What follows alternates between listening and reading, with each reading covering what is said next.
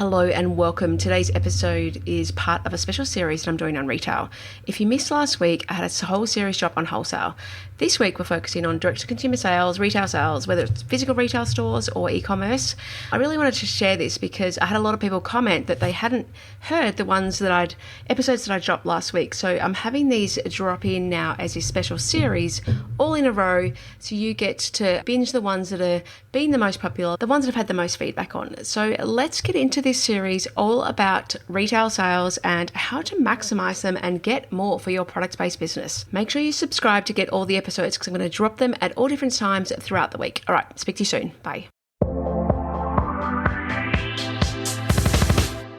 Welcome to the Lotco Business Podcast, a show all about helping you as a retailer, brand, or creative understand the actual business side of running your business.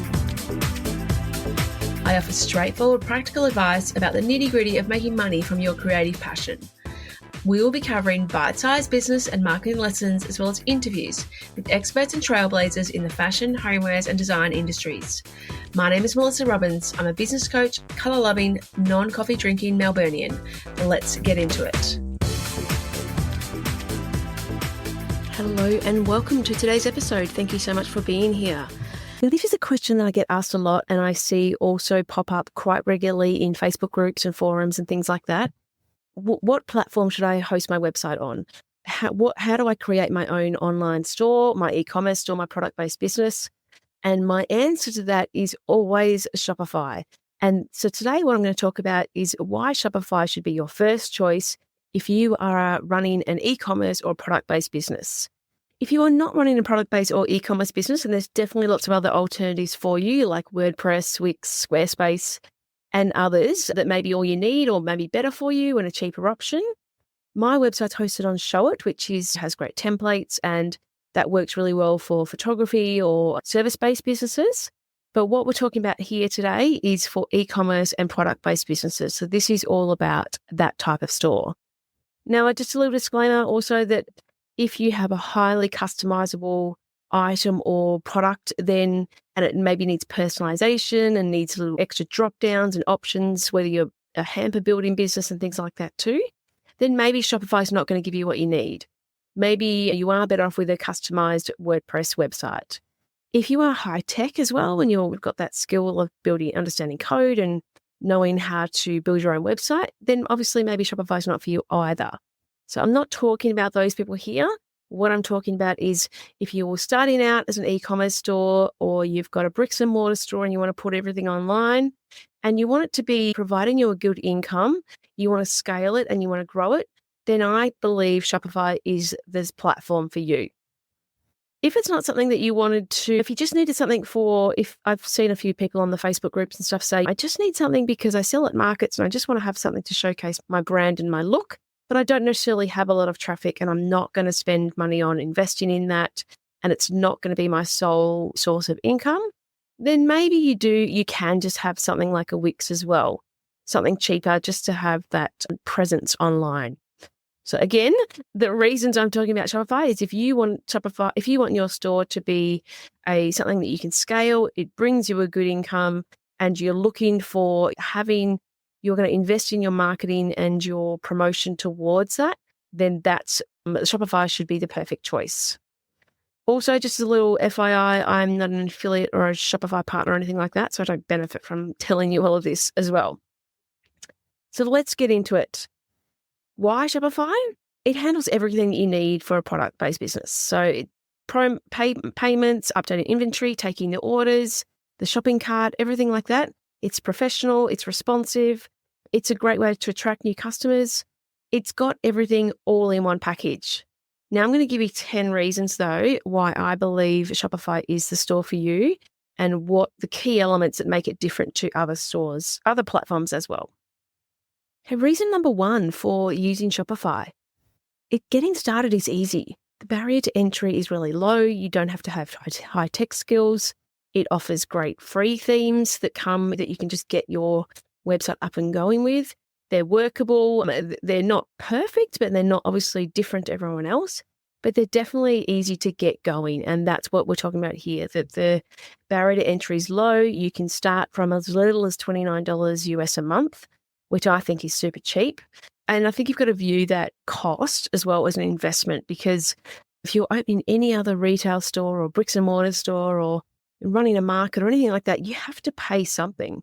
So I believe that $29 US a month is a really great price for what it gives you. And software obviously is something that can give you that return on investment. So looking at it as that expense is in business, you're going to have expenses. This is a small one for what it can give you.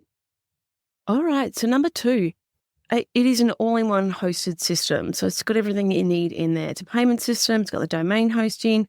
Although I just put a little caveat there, I would suggest you host your domain on your own system like GoDaddy or Crazy Domains, so that if you ever did want to move, that you can move it easily and redirect it if need be, if anything else changes as well.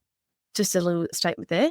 But it's all secure, it's constantly updated, and it's safe compared to other websites where you might see, I had, for example, on my WordPress website, when I have the blog connected to my Charlotte website, which is a little bit confusing, but anyway, as soon as I put a particular plugin on WordPress, my whole system crashed and I just could not figure out what to do. And it was just so hard to actually get onto anyone, and I actually couldn't figure it out. So anyway, compared to other systems, Shopify just does not have that issue. It rarely happens, and they update their servers all the time. That's what you pay them for. So there is a reason that some of the biggest companies in the world and some of those turning over multi-millions of dollars go with Shopify, because they know that they can trust it. So it's got that trustworthy factor, and it's that all-in-one system in there. Number 3, there's a lot of people who can help with Shopify too. You can either get a Shopify expert through Shopify, or obviously there's lots of private companies who do their own Shopify courses and how-tos, and they can upload things for you. And there's a lot of people who understand the system. So it's a lot easier to get people to help you with it because people get it. And it's something that more and more people know about. More and more people are understanding how to get the best conversions, how to get, more traffic to your website. So all those things, there's more experts out there who can help you with Shopify. But you need to troubleshoot a lot less than other platforms too. So that's a big benefit there. Number 4 is you can upload and edit products easily. So it's not difficult to get going. It's a really simple startup. You can also, once you've got all your products in the system, you can easily change themes and update the look. It just is a matter of buying a new theme or uploading a new theme. You can also test that out behind the scenes before you go live with it as well. There's lots of things you can do easily DIY. It's a really great drag and drop functionality. You don't need coding. It's a really responsive system, so it moves between mobile and desktop perfectly, which I cannot say the same for a lot of other systems. Again, my website being Charlotte, because it's a service-based one, sometimes I have to jiggle around the mobile view and it doesn't quite work as well as what I would like it to. So being on Shopify for product-based businesses is far and above the best option. Number 5, SEO. So SEO is built in, and suggestions are made constantly about where to include keywords, where to put your descriptions, how to make the most of your SEO. Now, I know there's lots of people out there, and I'm sure if you Google it and search for it, there's lots of people who say that Shopify isn't great for SEO. And I think if you are an expert and you're fully on top of SEO and that's your bread and butter, it probably isn't as good as some other websites. However, for most people who are DIYing their SEO and trying to make improvements along the way, it's got a great system that allows you and shows you where to put the right words in the right places. And I'll link an article in the show notes too that runs through every spot on a Shopify store where you can include your SEO and update your SEO to improve it as well. Number 6, it integrates so well with every other app and system. Afterpay, the payment system, works well with Shopify.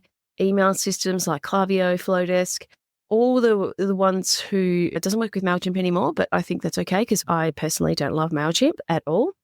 So it definitely works with the ones that more people are using and more people are trusting as well. So time saver ones like Zapier works really well with that. And anyone who's heard me talk in any of my masterclasses and things like that too, or my clients, they know that I love any system or software that can save you time and link up things that can be automated so you don't have to actually do them manually. And it just saves so much time in your business. Mail and delivery systems like Sendall and Australia Post, MyPost and things like that, it works well with all of those. If you have a 3PL warehouse, so if you have someone else doing all your shipping and distribution, they can either get plugins or they can access the back end of your system and they can get the orders dispatched and see them there and get them out for you. You don't have to actually manually do it yourself. If you have a bricks and mortar store, or if you have multiple locations, maybe you sell on market and stuff like that too, you can use that to integrate with systems like Vend, or it also has that Shopify point of sale option too. So those sort of things are such good time savers for tracking your inventory, making sure that it's always up to date. You only have to do it once. You don't have to take it off in 2 places or anything. When I had my retail store, which is going back over 6 years ago now that I sold it, we had to manually remove the items that we sold on during the day in the store at the end of the day online to make sure that they didn't sell in the 2 places, which was such a time suck. And it was also a waste of energy. And when we'd sold out of things in store and then they sold online, it reflected really badly because customer service. And then they're like, well, I've bought it already and you haven't got it, and so on. The money that you save by having those things integrated is going to be a time save for you too. And also you've got more data that you can review too, because you can see what's selling online, or also if you have that bricks and mortar, you can see what's working in the 2 different places as well. Number 7, the apps available to add on are endless. Yes, they cost more money, but you don't have to have them as your starting point. But there's lots of apps that you can use to help you do more things within your website. So whether it's one that allows you to bundle things or have multi-buys on there or redirect people or suggest particular products, there's lots and lots of apps. Whether it's wholesale as well, you might have a wholesale app that you use for your retail stores to buy from you as well, your stockists. So there's so many different ones that Shopify works with, and it works with seamlessly so that it connects quite quickly. And just on that note, I know there's lots of stores that I work with as well who have, say, for things like Buy from the Bush. So those sort of external websites can tap into Shopify easily and pull your inventory across and pull all your data and stuff across so that you can sell on those sort of external websites too. So all those connections Shopify does seamlessly, and it just works well with them, and it allows you the option of using those apps and other systems and softwares and stuff too. It also, obviously, just on that same sort of area, works super seamlessly with Instagram and Facebook shopping. Obviously, that addition to being able to sell on social can make a big difference to that barrier to people clicking through and buying, because they can do it quickly and easily. Number 8, talking about carts and checking out and getting there quickly. The way that the cart acts as you can have it act as a side cart on Shopify, or a drawer, it might be called, a cart drawer. Customers recognize it. So I know for myself, when I know a Shopify website now easily because it has that option available. And it just makes me trust the website more, and I understand that's where the cart goes, or that's where my products go, because it's a system that I see again and again. So customers understand it, they trust it a bit more, they get that understanding of where and what the next step is, because they know that if they add to cart, then that side cart might pop up and they can go straight to checkout. So the ability to check out smoothly is going to make a big difference to your abandoned cart drop-offs that you may have. So the fact it also saves your payment systems in the computer and in Shopify Pay, oh my gosh, it makes such a difference to how quickly I will buy things. I don't know if anyone's seen that reel where I saw a girl was sitting on the bed and then someone asked for her shop credit card details, and then you fall off the bed like, oh my gosh, I cannot handle that. I have to actually get up and get my credit card details to link in here to be able to buy. So it's one of those things that, as much as it may seem particularly lazy, it's the world we live in now that you want to have it all easy and systemized and just save your details. You don't want to have to remember your whole credit card. It's enough remembering your passwords and your VVs that you need to know every single detail of your card again as well. So that is totally me, and I don't know how many other people out there that is, but I would definitely abandon checkout every time if it asked me for my credit card details and I do not have them. I'm not sitting next to my purse or anything like that. Shopify Pay and the way that it saves your dynamic what you normally pay with. So if it tells you that, you might tell you normally pay with PayPal, so it'll give you that option. I pay with ShopPay, so then it comes up as a easy, quick checkout option. And half the time I'm like, oh, that happened really quickly. I didn't actually realize that I'd finished buying that then. That can be a bonus in some ways as well. Number 9, the analytics and data that it provides is so useful, and by using that information, you can make great changes and track improvements to see how you're going. By improving each of the metrics that Shopify gives you in their general dashboard, it can make a huge difference to your sales. So when you're flying blind in business and retail, it's not a good idea. You should always know your numbers, know where your business is at, understand, track your metrics and track your data. And what I love about the Shopify one is it just gives you that all in the basic general dashboard that is with every standard of Shopify price points. So when I first start with clients and I might ask them what their best sellers are or what their average conversion rate is on their website or what their average order is. And if they don't know, it totally freaks me out because I'm like, how can you make decisions on your business if you don't understand these things? So by not knowing where you're at, it can make a big difference to where you're going, because if you don't know, like for example, if your average order value was $55 and your free shipping was $50, maybe it needs to change to $75 and see if your average order might go up by people adding that one extra little item because it just chips over to that free shipping threshold.